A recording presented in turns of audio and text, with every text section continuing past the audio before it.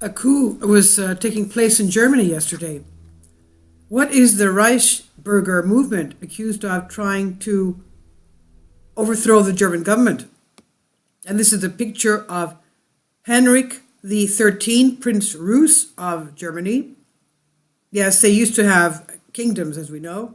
Police have arrested 25 people accused of planning to overthrow the German government in a series of raids across the country. The group is accused of trying to instate Heinrich the 13th, a descendant of German royalty, as their leader. Among those arrested were members of the Reichsbürger, which translates as Citizens of the Reich, a disparate movement of groups and individuals, including some with extreme right views. Reichsbürger adherents have been stopped from attempting violent action before, but this latest incident and its alleged members have caused greater concern. A former member of the German parliament, who was also a judge until shortly after her arrest, was among the group. Brigitte Malsack-Winkmann was a parliamentary deputy for the far-right Alternative for Deutschland AfD, but left the party in 2021. Several former soldiers were also arrested in connection with the coup plot. This is a cause for great concern for law enforcement, as such ties give possibly dangerous extremists access to weapons and trained individuals. Earlier in 2022, Prince Heinrich XIII was reported in the German press as being closer to the Reichsbürger scene and a believer of conspiracy theories, prompting his family, the House of Rus, to publicly distance themselves from him. He does not, however, have a high profile, apart from a 2019 speech at the World Web Forum conference in Switzerland, which contained an anti-Semitic and historical revisionist message. The involvement of the aristocrat speaks to the monarchist motivations of some Reichsbürger who wish to reinstate a Kaiser as the head of state. Yes, Germany, as we remember, used to have a Kaiser. Now, what do the Reichsbürgers believe? The Reichsbürgers do not have a centralized structure, but are estimated to have at least 21,000 supporters. Their key belief is that the current German state, the Bundesrepublik or Federal Republic, its institutions and democratically elected representatives are not legitimate. Supporters of the movement refuse to adhere to state authority, such as by paying taxes. They became notorious in the early years of the pandemic for refusing to comply with COVID-19 restrictions. Some adherents to the movement consider that official German passports and ID cards are illegitimate, while some prefer to use an official certificate of citizenship called a gelber Schein or yellow certificate. Others manufacture their own illegal passports and driver licenses. These will often include former German states as places of birth, such as the kingdoms of Bavaria or Prussia.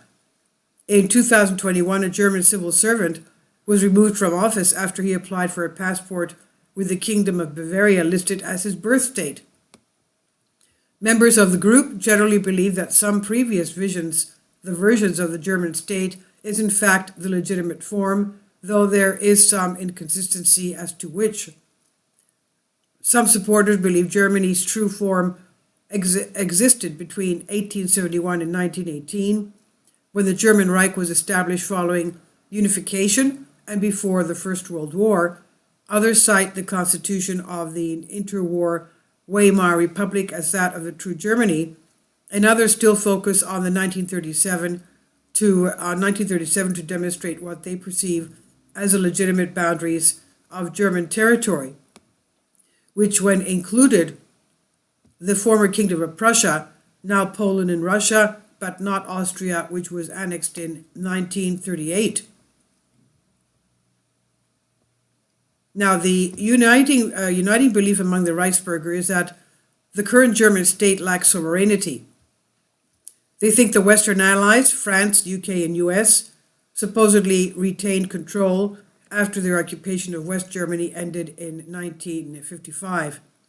Therefore, some believe that the current German state is a puppet regime which does not support the interests of the German people. They sometimes refer to it as Deutschland GmbH Limited, implying that it has no power over itself and exists only to enrich its controllers. The name BRD GmbH is also used, referring to the abbreviation name for post-war West Germany. Revisionist history and anti-Semitism. The focus on historical revisionism and erasure of German sovereignty can encourage a conception of Germany as a blameless country with uncomplicated pride, but focusing on pre-war borders and overlooking post-war history. By doing that, the Reichsbürger can ignore Germany's defeat in the Second World War, as well as its process of coming in terms with its Nazi and colonial past, notably the Holocaust and the 1904 Herero and Nama genocide in Namibia.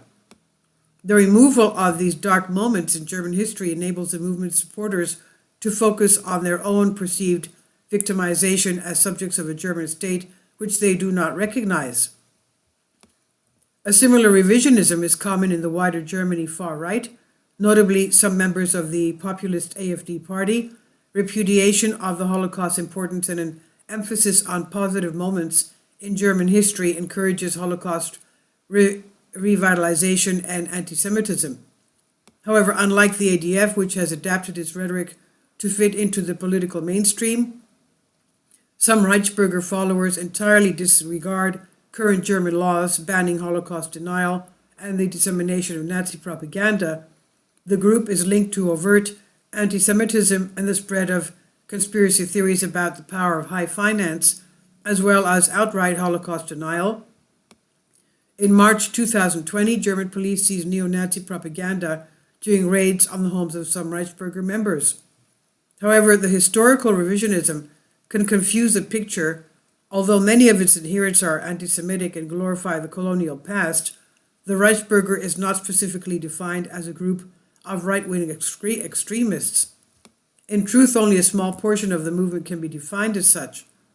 But at its core, right-wing extremism is largely defined as anti-democratic, while many Reichsbürger refuse to endorse the legitimacy of Germany's current democratic state.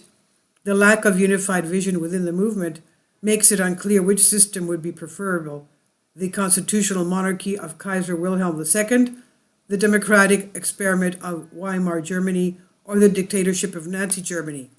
However, in the case of the most recent plot, the key role of Heinrich XIII implies that the goal was the restitution of a constitutional monarchy in the style of Kaiser Wilhelm II's regime.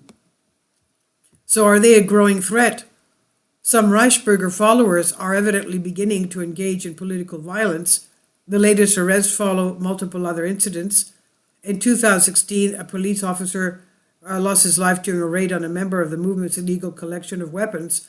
In August 2020, members of the Reichsbürger attempted to enter the German parliament as part of a protest against COVID-19 restrictions. The presence of former military figures and a former parliamentarian among the most recently arrested groups suggests that Reichsbürger are not without potential influence. The AfD has long denied any links to the movement, but has been shifting further and further to the right in recent years. In 2019, the German Interior Ministry reported that it had identified some isolated connections between the Reichsbürger and the AfD. The Reichsbürger could be viewed as a fringe group, but their ideas clearly appeal to some enough to convince them a coup is a worthwhile undertaking. The links to more influential organizations would make them more dangerous, which is why this matter has been taken so seriously by the authorities. And this is by Claire Burchett, PhD candidate, European Politics, King's College London, on the conversation Creative Commons. Please leave your comments and thank you for your support. Kindly support my Patreon account. The daily posts are 5 videos daily, and they are totally different from what I have on my YouTube channel. Thank you so much for your support and that you find all my content so interesting. You'll find the Patreon account details in the description box below.